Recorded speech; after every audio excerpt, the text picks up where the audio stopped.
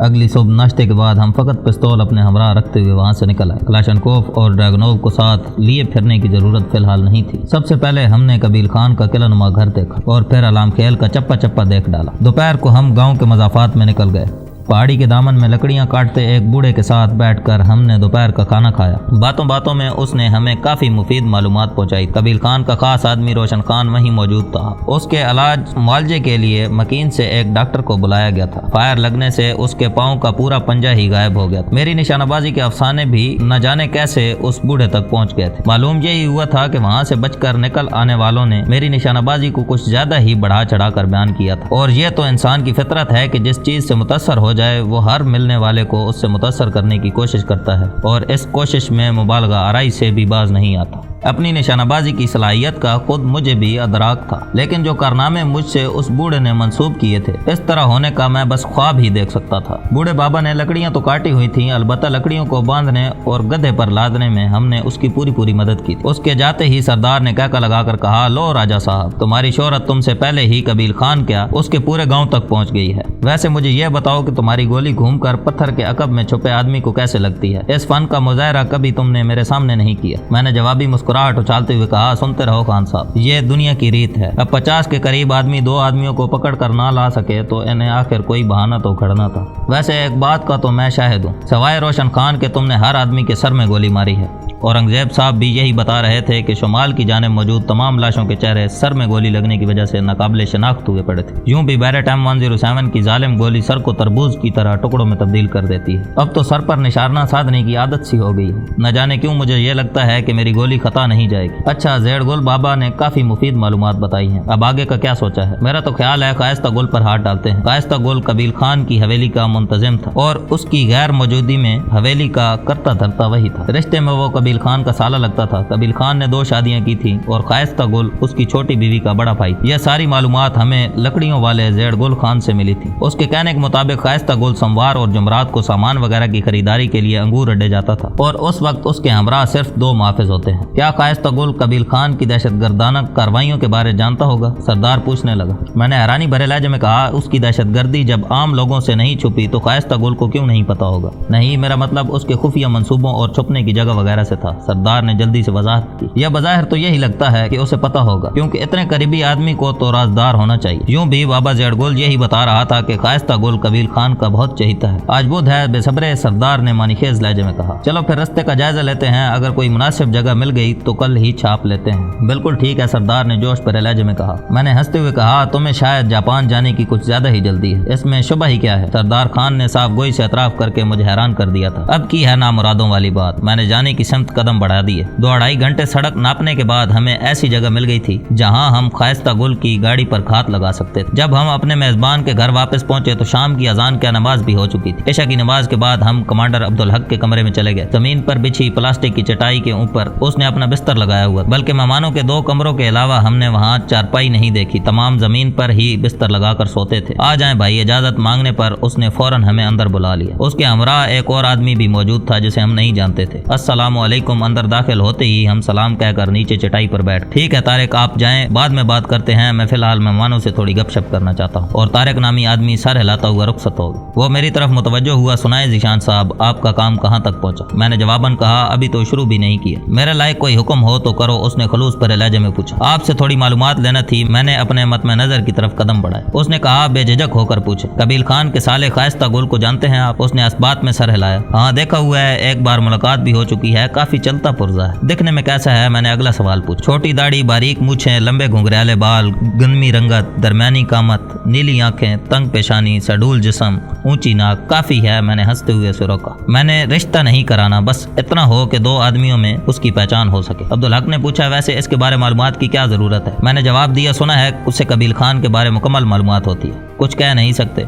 असल में हमें कबील खान के बारे जानने की कभी जरूरत ही नहीं पड़ी। वो क्या कहते हैं कि जिस गांव न जाना हो उसका रास्ता पूछने से क्या हासिल। सही कहा। खामोश बैठे सरदार ने पुरजोर अंदाज में उसकी तायीद की थी। हम घंटा भर मजीद कमांडर अब्दुल हक से गप करने के बाद उससे इजाजत लेकर अपने कमरे में आ गए। सुबह नाश्ता करते ही हम हथियारों समेत घात लगाने की जगह की तरफ बढ़ गए। हमने अब्दुल रशीद के घर से पहले तो कबील खान की हवेली का रुख किया, क्योंकि वहीं हवेली के साथ बने हुए एक खुले अहाते में उसकी काले रंग की डबल केबन खड़ी हुई। हम पहले भी उस गाड़ी को देख चुके थे, लेकिन आज मजीद एक नज़र डालकर पहचान यकीनी बनाना चाहते थे। शाइस्ता गुल के बारे हमें यही मालूम हुआ था कि वो 10-11 बजे के बाद ही कहीं अंगूर अड्डे की तरफ रवाना होता है। हमने जो जगह मुंतखब की थी अलाम खेल गाँव से वहाँ तक पैदल तकरीबन 2 घंटे लग जाते थे। एक नज़र काली डबल केबन का जायजा लेकर हम गाँव से बाहर निकल गए। जाते हुए हमने मगरिब की तरफ मौजूद पहाड़ी का रुख किया और फिर पहाड़ी के दामन से मतलूबा मकाम तक उस तरह गए कि किसी को हमारे उस जानिब जाने के बारे पता न चले। इस मकसद के लिए हम सड़क से हटकर चलते रहे। इसी वजह से हमें 2 घंटे से ज्यादा वक्त लग गया था। वहाँ पहुँचते हुए मैंने घड़ी पर निगाह दौड़ाई,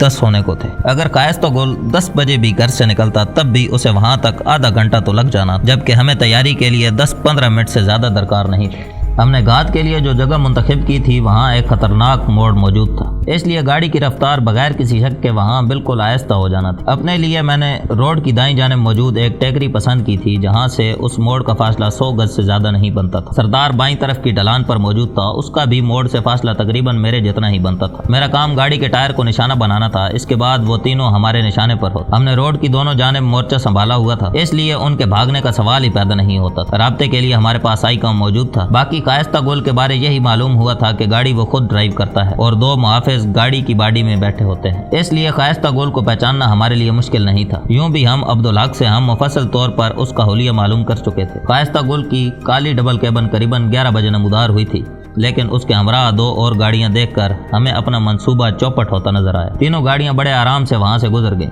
शाइस्ता गुल की डबल केबन सबसे आगे थी और उसमें ज़ेड गुल के कहने के मुताबिक उसके अलावा 2 ही आदमी थे जो डबल केबन की बाडी में बैठे थे। उसके पीछे भी 2 डबल केबन ही थी और दोनों गाड़ियों में कम से कम 10-10 अफराद जरूर मौजूद। उन गाड़ियों के गुजरते ही सरदार अपनी जगह छोड़कर मेरी तरफ चल पड़ा। मेरे करीब बैठकर इसने मेरी तरह चट्टान नुमा पत्थर से टेक लगा ली। वापस किस लिए? मैंने नफी में सर हिलाया। थोड़ा इंतजार करो भैया, शायद वो वापसी पर अपने रोजमर्रा के मुताबिक फकत 2 मुहाफिजों के साथ ही लौटे। जब वो यहाँ से गए 3 गाड़ियों में हैं तो अकेला कैसे लौटेगा? मैंने कहा जरूरी तो नहीं कि बाकी 2 गाड़ियाँ वापस भी लौटें, हो सकता है उन्होंने भी अंगूर अड्डे जाना हो और यहाँ से जाते हुए बस इत्तेफाकी तौर पर इकट्ठे हो गए हों। चलो देख लेते हैं।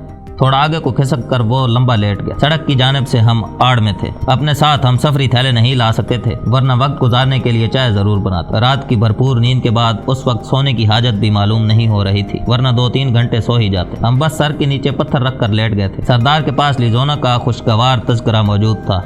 वो अमेरिका में लिजोना की मैयत में बीते खूबसूरत लम्हों को दोहराता रहा। अमेरिका में मैं भी किसी की नज़र का मरकज रहा था, मगर उसकी मोहब्बत फ़कत अपने मकसद के हुसूल की खातिर थी। कैप्टन जेनिफर हैंड्सले जो हज़ारों में नहीं लाखों में एक थी। लिजोना का मासूमाना चेहरा भी उसके सामने मांद पड़ जाता था। मैं उसके साथ गुजारे लम्हों को याद करने लगा। सरदार की बातें बस मेरे कानों तक ही रसाई पा रही थी। मेरे दिमाग में जेनिफर के ख्यालात घूम रहे थे और अजीब बात यह है कि जब कभी मैं उसके बारे सोचता मैं किसी मंतकी नतीजे न पहुँच पाता। वो पहले ही दिन मेरी जानिब मुतवज्जो हो गई थी और फिर मेरी एक बात पर खफा होकर मुझसे चंद दिन खिंची रही थी, लेकिन उस दौरान भी उसका रवैया किसी रूठी हुई महबूबा का सा रहा था। मुझे जलाने के लिए हिंदू स्नाइपर के साथ घूमना, मेरी तवज्जो हासिल करने के लिए ऊट पटांग हरकतें करना और फिर सुलह करने के लिए भी उसने खुद ही मेरी तरफ दोस्ती का हाथ बढ़ाया था। लेकिन उसका दोबारा मेरी तरफ मुतवज्जो होना किसी की हिदायत के मरहूने में न था, क्योंकि उसके बाद वो मुझे रात के खाने पर ले जाकर एक गैर कानूनी काम पर मजबूर करने लगी और उसकी आखिरी रात की अदाकारी तो बहुत ही लाजवाब थी। अगर लिजोना ने मुझे उसकी किसी से की हुई बातें न बताई होती तो यकीनन मैं अब भी उसे मुखलिस समझता रहता। क्या वो मतलब परस्त और खुदगर्ज थी? ये ऐसा सवाल था जिसका जवाब मेरे दिमाग ने हमेशा इस बात में दिया था, लेकिन दिल हमेशा इस बात की मुखालफत करता था। तुम मेरी बातें नहीं सुन रहे? सरदार ने मेरी गायब दिमागी महसूस कर ली। यार तुम्हारी ये बातें मैं 100 मरतबा पहले सुन चुका। कोई बात नहीं, एक मरतबा और सुन लो। बेपरवाही से कहते हुए उसने अपनी बात जारी रखी। उसने काफी का मग मेरी जानिब बढ़ाया।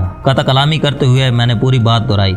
मग लेते हुए उसकी जानिब देख रहा था और वो मेरी तरफ, इसलिए मेरे मग थामने से पहले उसने मग तोड़ दिया। गर्म काफी के छींटे मेरी पैंट और जुराबों को दागदार कर गए। हम दोनों हंस पड़े और फिर हमने एक मग से इकट्ठी काफी पी। एक घूंट वो भरती और एक मैं। वो बिगड़ते हुए बोला दोबारा कता कलामी की तो शाइस्ता गुल से पहले तुम्हारा नंबर आए। तो मैं कह रहा था। उसने काफी का मग मेरी तरफ बढ़ाया और मैं खामोशी से उसकी जबानी वही बातें सुनने लगा जो इससे पहले मैं कई मरतबा सुन चुका था। 2 बजे के करीब मैंने सरदार को अपनी जगह लौटने को कहा। जब वो चनारे اور لیزونا کے مزاج اور عادات میں موجود مماثلت کو اجاگر کرنے کی تگودو میں مصروف تھا۔ ٹھیک ہے، باقی باتیں دوبارہ ملنے پر ہوں گی، اس نے اس انداز میں کہا تھا گویا میں اس بکواس کو سننے کے لیے مر جا رہا تھا۔ میں بھی الٹا لیٹ کر انگور اڈے سے آنے والے رستے کو دوربین میں دیکھنے لگا۔ عمدہ اور اعلیٰ دوربین کے باوجود میں زیادہ دور تک نہیں دیکھ سکتا تھا کہ اونچی نیچی پہاڑیاں دکھاؤ کو محدود کر رہی تھی۔ 4 بجنے میں چند ہی منٹ رہتے تھے جب مجھے خائستہ گل کی کالی ڈبل کیبن پہاڑوں کے درمیان سے نمودار ہوتی دکھائی دی۔ اکیلی ڈبل کیبن نے میرے دل کی دھڑکن تیز کر دی۔ میں چوکنا ہو گیا تھا۔ اگلے 10 منٹ میں وہ اس موڑ کے قریب ہو گئی تھی جہاں ہم موت کے فرشتے کے روپ میں ان کے لیے کافی دیر سے لیٹے ہوئے تھے۔ گو ہم میں 2-3 دن کی بھوک پیاس ایک محدود جگہ میں چھپ کر بیٹھے رہنے کی صلاحیت موجود تھی۔ اس کے باوجود انتظار انسان کو کوفت میں مبتلا کر دیتا ہے۔ اور پھر میری شہادت کی انگلی نے ٹریگر دبا کر اس انتظار کا اختتام کیا۔ حرکتی ہدف کو نشانہ بنانا بہت مشکل اور دشوار گزار ہے، لیکن جب آدمی کو لیڈ لینے کا طریقہ معلوم ہو اور اس نے اس کی کافی مشق بھی کر رکھی ہو تو پھر یہ دشوار گزار کام روزمرہ جیسا ہی لگتا ہے۔ گاڑی کی رفتار موڑ کی وجہ سے یوں بھی بالکل آہستہ ہو گئی تھی، اس لیے ڈرائیور کو گاڑی سنبھالنے میں کوئی دشواری نہیں ہوئی تھی۔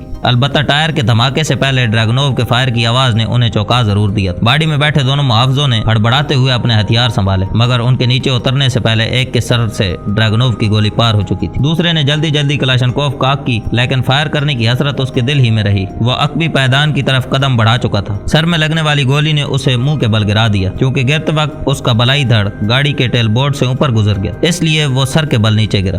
خائستہ گل کو باہر نکلنے کا موقع مل گیا تھا، چونکہ اس کے اور میرے درمیان ڈبل کیبن حائل تھی، اس لیے وہ میری رینج سے دور تھا اور اسی وجہ سے میں نے مخالف جانب سردار کو بٹھایا ہوا تھا۔ خائستہ گل نے گاڑی کی آڑ لے کر میری جانب اندازے سے فائر کیا، لیکن پہلے برسٹ کے بعد سردار نے اسے دوسری مرتبہ ٹریگر دبانے کا موقع نہیں دیا۔ سردار کی فائر کی ہوئی گولی اسے نامعلوم کہاں لگی تھی، لیکن اس کے بعد مجھے ٹیلیسکوپ سائٹ میں خائستہ گل کے اٹھے ہوئے ہاتھ نظر آ گئے۔